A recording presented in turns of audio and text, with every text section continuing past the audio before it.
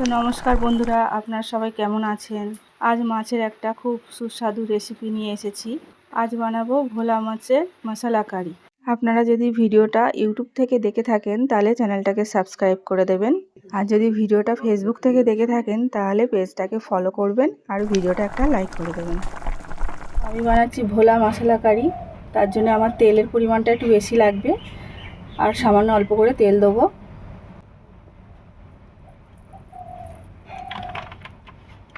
তো এখানে তেলটা গরম হয়ে গেছে, আমি ফোড়নের জন্য কালো জিরেটা দিয়ে দেবো।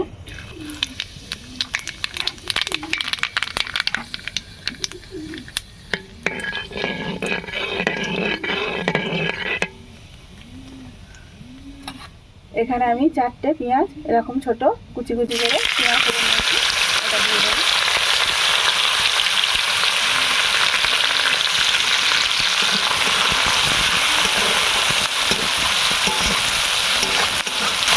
পেঁয়াজগুলো অত ছোটো করে কাটার কারণ হচ্ছে পেঁয়াজটা ঝট করে গলে যাবে, সেই জন্য এরকম ছোটো করে কেটেছি। এই জায়গাটা বেটে দিলেও হবে মিক্সিতে বা শিলেতে, আমি ওটা করে নিই। আমি ওটা ছোটো ছোটো করে পেঁয়াজ করে দিই।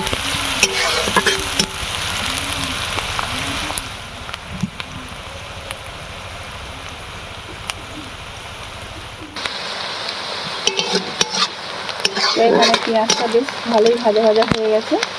এবার আমি একটা টমেটো কেটে রেখেছিলাম, পেঁয়াজটা যেমনভাবে কেটেছিলাম তেমনভাবেই কেটেছি।